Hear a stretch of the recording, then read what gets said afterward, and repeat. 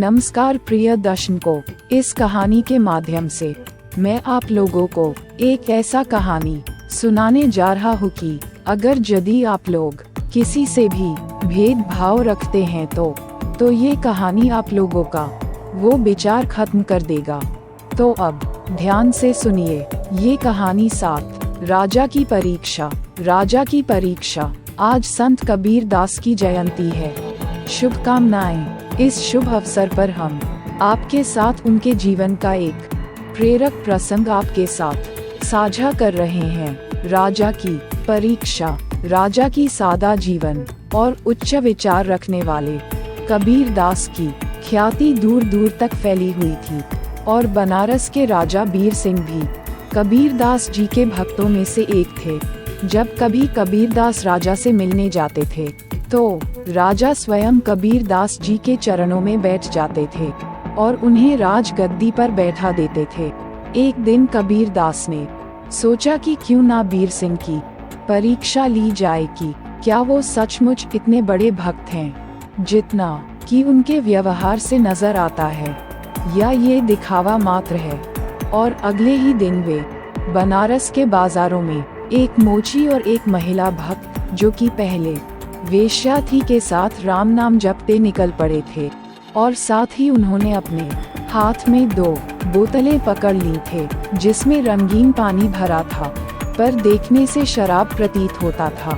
और कबीर दास के ऐसा करने से और उनके शत्रुओं को उन पर उंगली उठाने का मौका मिल गया था। शहर भर में उनका विरोध होने लगा था और उनके शराब की बोतलें हाथ में लिए एक मोची और वेश्या के साथ इस तरह शहर में घूमने की खबर राजा तक भी पहुंच गई थी। और कुछ समय बाद कबीर दास जी ने योजना अनुसार राज दरबार में पहुंच गए थे। उनके इस व्यवहार से राजा पहले से ही मन क्षुब्ध थे और इस बार उन्हें देखकर वे अपनी गद्दी से नहीं उठे थे। तब कबीर तुरंत समझ गए कि राजा भी आम लोगों की तरह ही है। उन्होंने तुरंत ही दोनों बोतलें जमीन पर पटक दी। उन्हें ऐसा करते देखकर राजा ने सोचा, एक शराबी कभी भी इस तरह से शराब की बोतल नहीं फेंक सकता है, जरूर बोतलों में कुछ और है। राजा तुरंत उठा और कबीर दास जी के साथ आए मोची को किनारे कर उससे पूछा कि ये सब क्या है।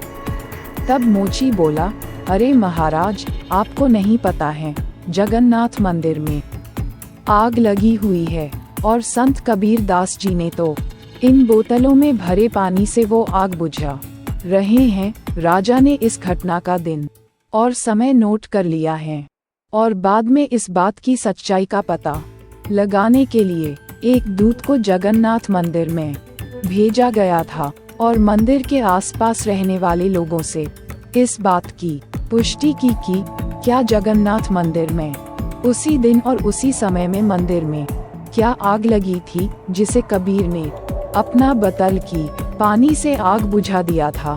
जब राजा को इस सच्चाई का पता चला तो उन्हें अपने व्यवहार पर बहुत पछतावा हुआ था और संत कबीर दास में तो उनका विश्वास और भी दृढ़ हो गया था। तो दोस्तों, मैं उम्मीद करती हूँ कि ये कहानी आप लोगों को पसंद आया होगा। अगर यदि ये कहानी आप लोगों को पसंद आया तो इसी प्रकार से कहानी सुनने या समझने के लिए हमारी YouTube चैनल को सब्सक्राइब जरूर कर लीजिएगा जी, और अपना मनपसंद बात कमेंट बॉक्स में जरूर लिखिएगा जी। मैं आपकी कमेंट की जवाब जरूर दूंगा जी।